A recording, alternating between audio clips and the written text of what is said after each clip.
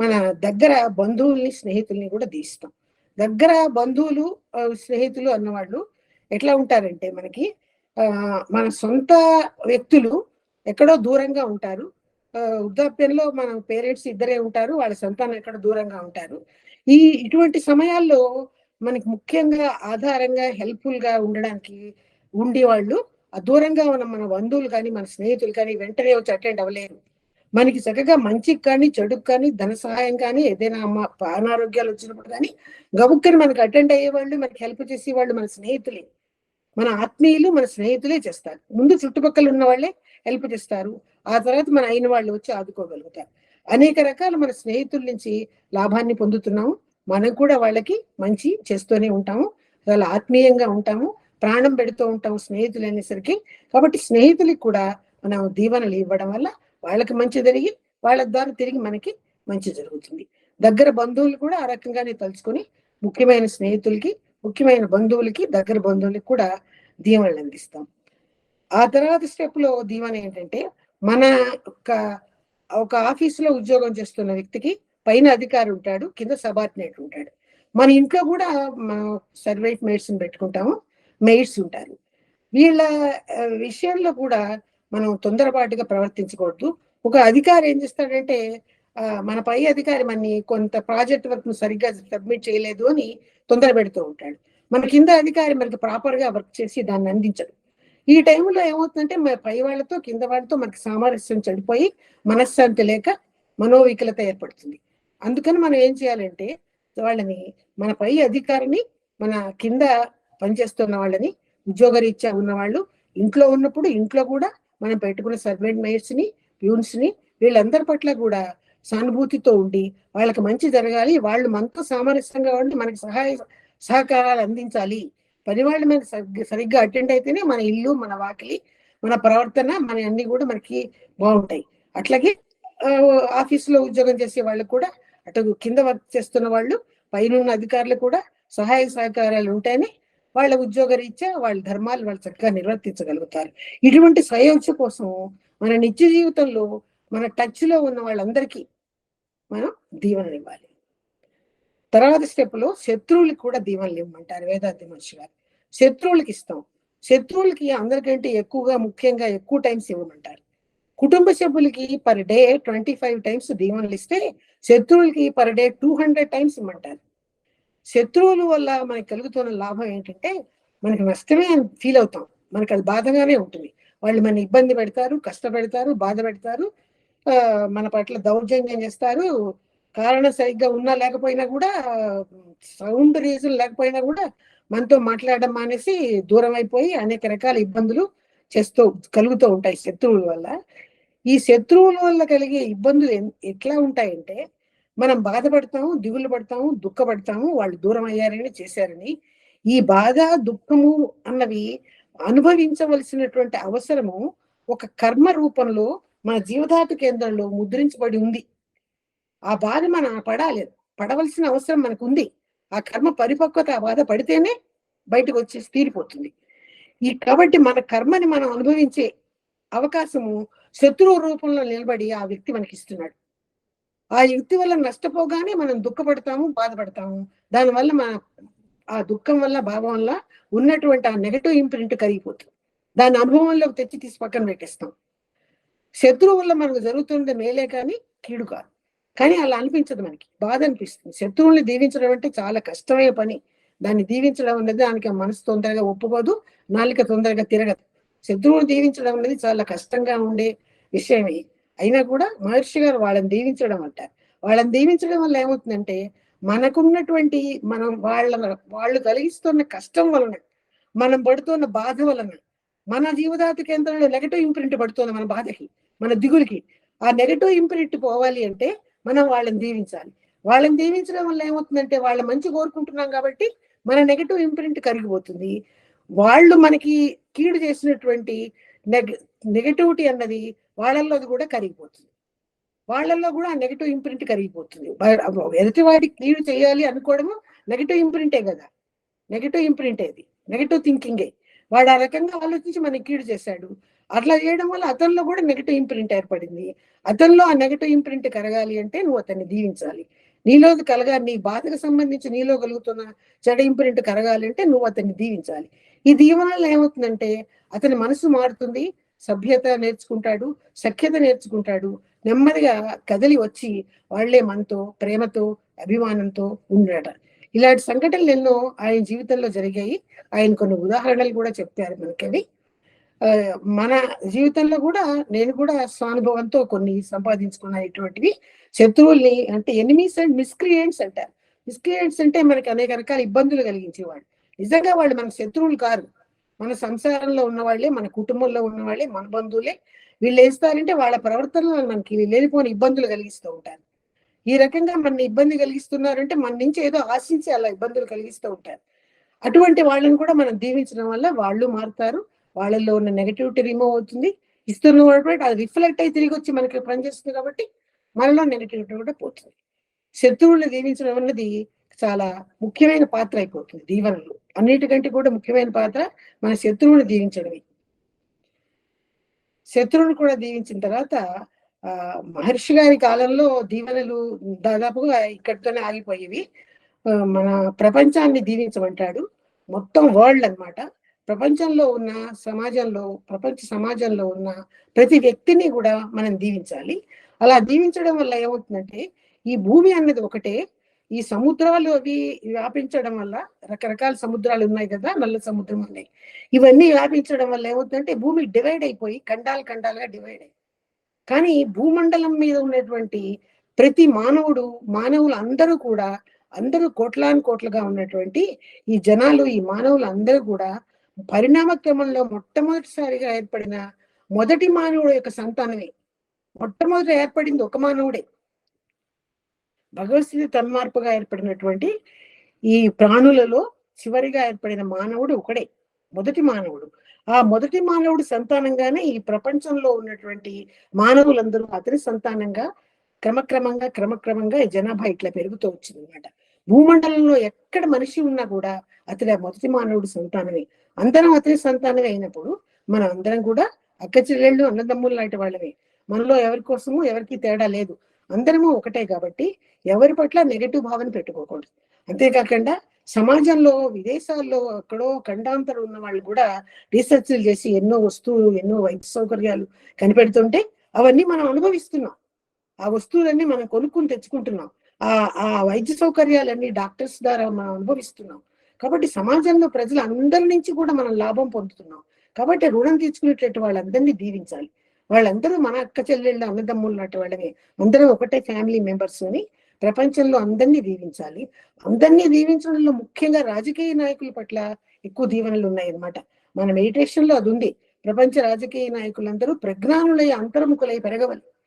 ప్రపంచ దేశాల సరిహద్దులన్నీ కాపాడ శాంతి సమైక్య ప్రభుత్వం ఒకటి బలపడవాలి అని మనం దీవిస్తున్నాం.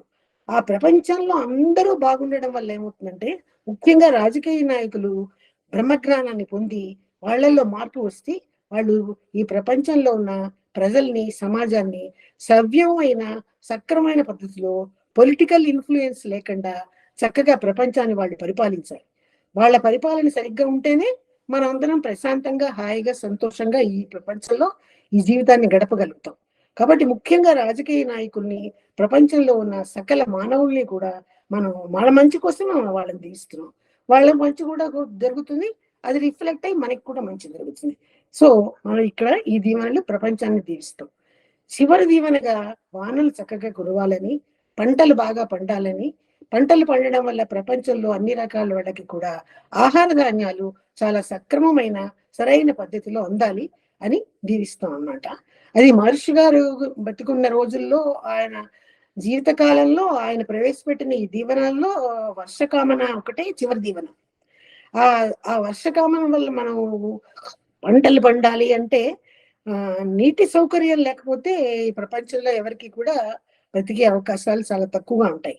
కాబట్టి ముందుగా వానలు రావాలి, వాన సౌకర్యం, నీటి సౌకర్యం కలగాలి. ఆహార ధాన్యాలు సరిగ్గా అందక ఎంతమందో పేదవాళ్ళు, అనాథాశ్రమంలో ఉన్న అనాథ శిశువులు మాల్న్యూట్రిషన్ గురైపోయి చాలా అనారోగ్యాలు పాలై కేవలం మరణానికి గురైన వాళ్ళు కూడా ఉన్నారు. వాళ్ళల్లో ఆహారం సరిగ్గా లేక మరణానికి గురైన వాళ్ళు కూడా ఎంతమందో ఉన్నారు.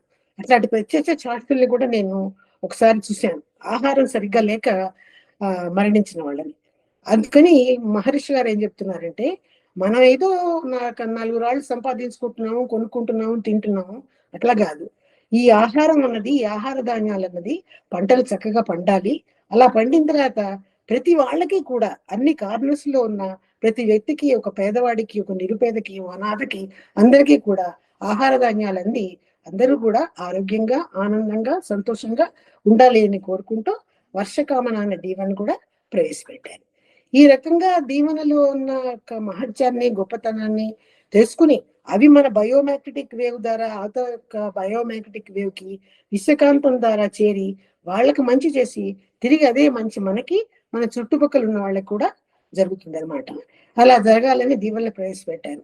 తర్వాత కాలంలో ఈ ఆర్గనైజేషన్ జరిపే వాళ్ళు ఏం చేశారంటే, ఈ దీవెనలు ఇంకా కొన్ని ఎక్స్టెండ్ చేశారు. వాటిల్లో ఈ రోజు సమావేశమైన సభ్యులందరికీ దీవెనలు, తర్వాత అలయార్లో ఉన్నటువంటి స్వామీజీ యొక్క సమాధి మందిరైన మణిమండపానికి దీవెనలు, అలయార్లో ఉన్న ధ్యాన మందిరాలకు దీవెనలు, ప్రపంచవ్యాప్తంగా ఎన్ని చోట్ల ఉన్నటువంటి సెంటర్స్, సబ్ సెంటర్స్ చాలా ఉన్నాయి. ఇక్కడ యుఎస్ఏ వచ్చిన తర్వాత నేను గమనించాను, ఇక్కడే ఎన్ని సెంటర్స్ ఉన్నాయి, ఇక్కడ ఉన్నాయి.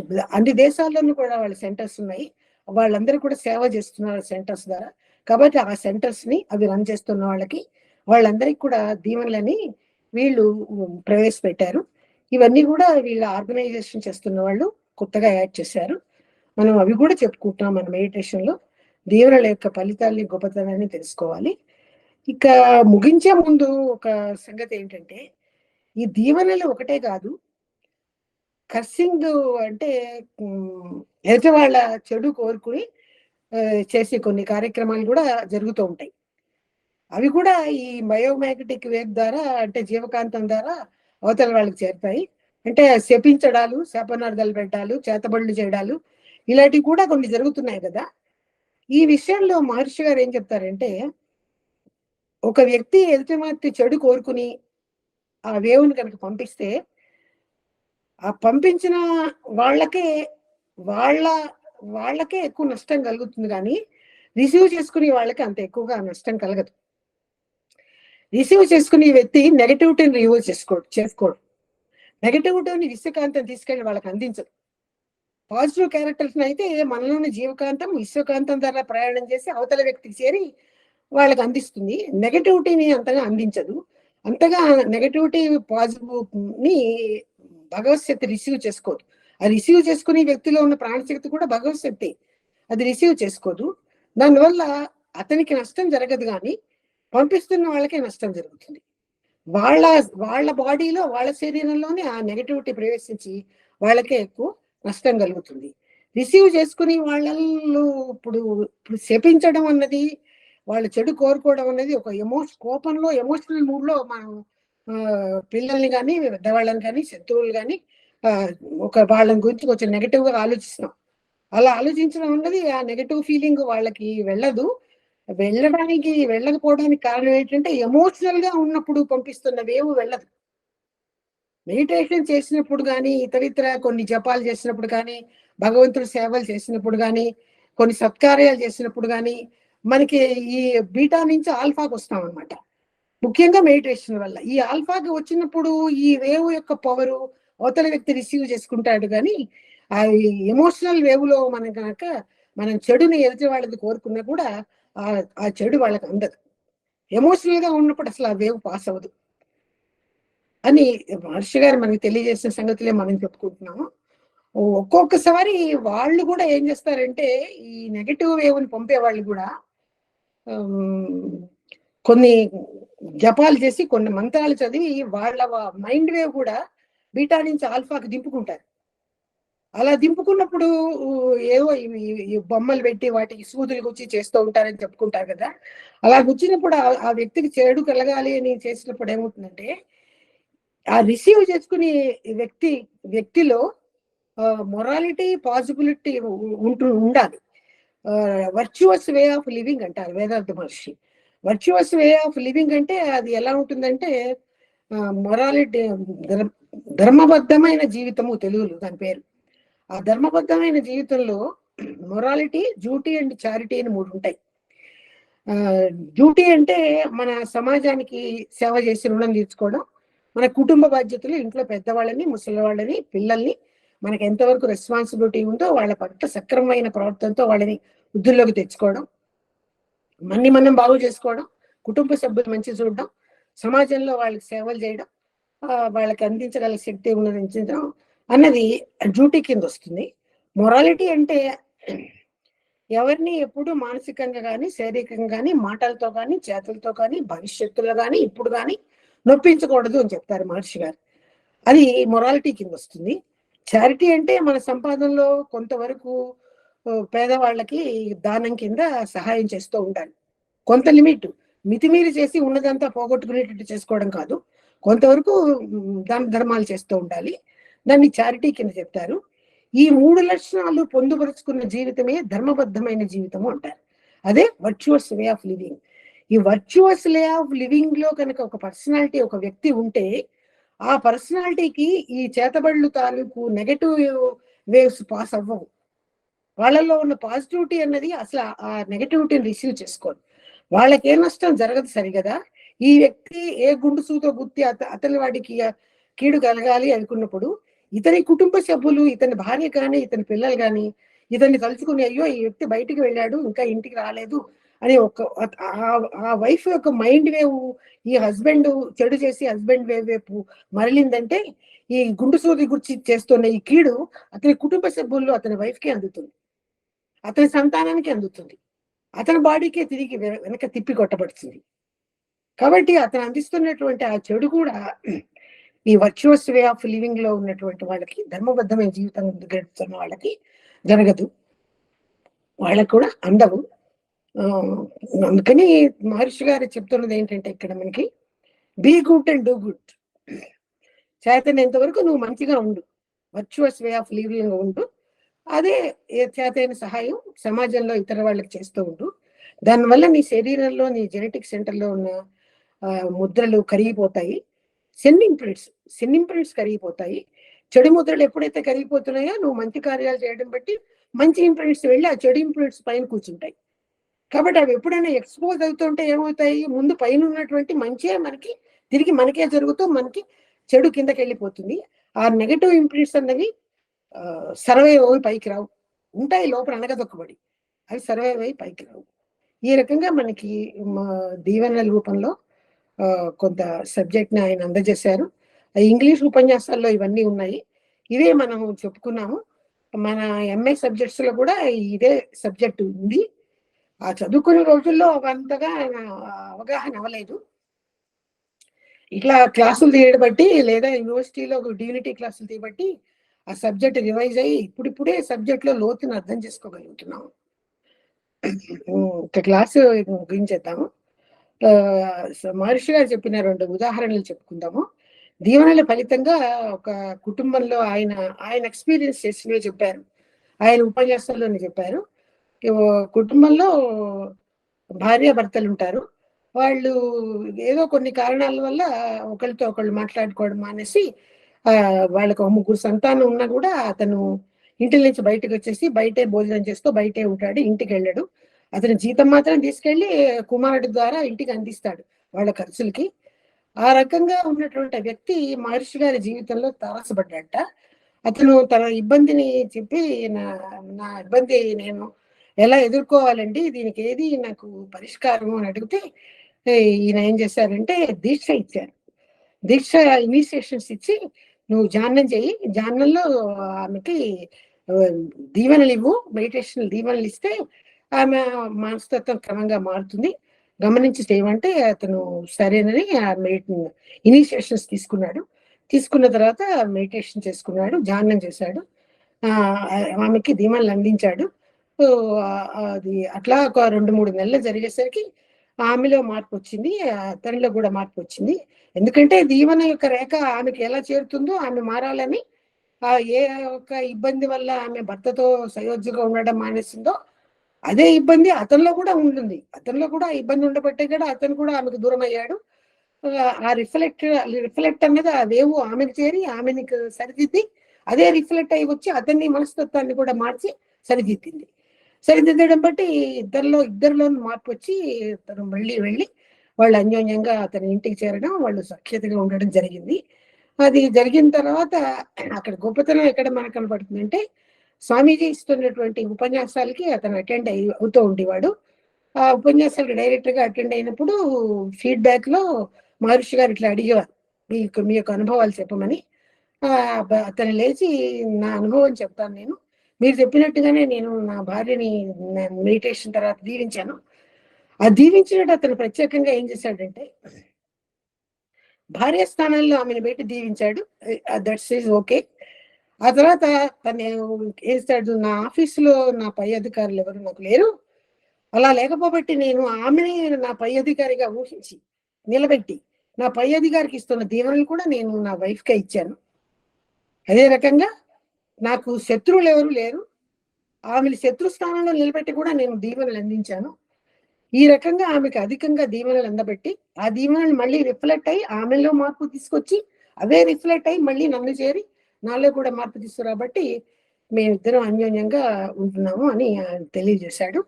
అది అది విని మహర్షి గారు కూడా చాలా సంతోషిస్తారు. మనందరికీ కూడా దీవెనల యొక్క గొప్పతనం తెలియాలి అని మనకి ఆ ఉదాహరణలు కూడా ఆయన అందించారు. ఇంకొక ఉదాహరణ ఏంటంటే, భార్య భర్తలకి ఒక పోలియో చైల్డ్ ఉంటాడు, ఫిజికలీ హ్యాండిక్యాప్ట్. ఆ కుర్రాడిని ఎలా బాగు చేయాలో కూడా అనేక వైద్య సౌకర్యాలు చూసినా కూడా చేయలేకపోతారు. ఈ సందర్భంలో ఏం జరుగుతుంది, ఈ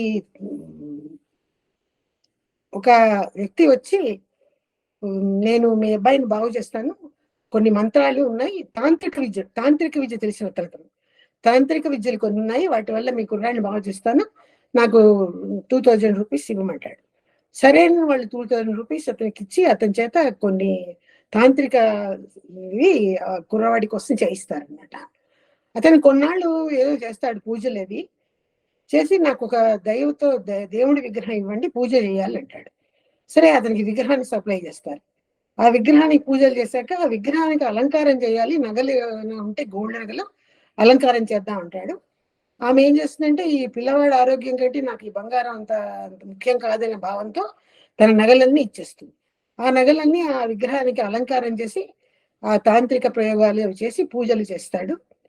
ఇంకా కొద్ది రోజులు అయిన తర్వాత ఏం చేస్తాడంటే, నేను మీ ఇంట్లో ఈ పూజలు కొన్ని కుదరటలేదు, నేను నా గృహాన్ని తీసుకెళ్లి పూజలు చేస్తాను అని చెప్పి ఆ బొమ్మని ఆ నగల్ని తీసుకుని వాళ్ళ ఇంటికి వెళ్ళి ఆ పూజలు అవి చేసిన తర్వాత మీకు తెచ్చి ఫలితాన్ని మీకు అందజేస్తానంటాడు. సరేనే, అదే జరుగుతుంది. అదే జరిగి ఆ వెళ్ళిన వ్యక్తి ఇంక మళ్ళీ కనపడ్డు. ఇంకా విగ్రహం లేదు, బంగారం నగలు లేవు, అతను ఎక్కడికో మాయమైపోతాడు. నెలలు సంవత్సరాలు అయిపోతాయి, పిల్లవాడు ఆరోగ్యంలో మార్పు లేదు, వీళ్ళ సంపాదన ధనం అంతా పోయింది. ఆ తిరిగి ఆ ధనాన్ని ఎలా సంపాదించుకోవాలో కూడా తెలియక అవస్థపడుతున్న వాళ్ళకి ఆ టైంలో మహర్షి గారు తారసపడ్డాం. ఆయన వాళ్ళ సమస్య పరిష్కారానికి మీరు ఇనిషియేషన్స్ ఇస్తారు వాళ్ళకి. మీ ఇద్దరు కూడా ధ్యానం చేయండి. ధ్యానం చేయడంలో ఏ వ్యక్తి వల్ల అయితే మీరు నష్టపోయారు, ఏ బంగారం పోగొట్టుకున్నారు, మీ బంగారం తిరిగి మీకు లభించాలి అని చెప్పి ఆశిస్తూ అతన్ని దీవించండి అని చెప్తా. సరే, వాళ్ళు అలాగే చేస్తారు. అలా అంటే పెద్ద నమ్మకం ఉండదు వాళ్ళకి, అయినా కూడా ఆయన చెప్పారు కదా అని చేసి చూస్తారు. అట్లాగే కొద్ది నెలలు జరిగేసరికి ఆ బంగారం తీసుకునేటువంటి ఆ వ్యక్తి ఒకరోజు తెల్లవారుజామున బాగా చలిగా ఉన్న టైంలో వచ్చి వీళ్ళ తలుపులు తడతాడు. వాళ్ళది చలిగా ఉంది, ఎవరో దొంగలు వచ్చి ఉంటారు ఉద్దేశంతో తలుపులు తీయకుండా ఎవరిని అడిగితే నేను ఫలానా వ్యక్తిని అతను జవాబు చెప్పాక తలుపు తీస్తే అతను చాలా సైలెంట్ గా ఒక క్లాత్ లో మూట కట్టినటువంటి ఆ బంగారు నగలని వాళ్ళ చేతుల్లో పెట్టి ఏం మాట్లాడుకుంటూ వెళ్ళిపోతాడు. ఎక్కడో దూరంగా ఉన్నటువంటి ఆ శత్రు స్థానంలో ఉన్న వ్యక్తికి కూడా ఆ దీవెనలు అంది అతనిలో మానసికమైన మార్పు తెచ్చి ఇతని యొక్క వీళ్ళ సంపద తిరిగి వీళ్ళకి అందింది. ఇది కూడా ప్రత్యక్షంగా ఆయన జీవిత కాలంలో జరిగింది. ఆయన అటువంటి ఉదాహరణలు మనకు అందజేసి మనని ధన్యుల్ని చేసి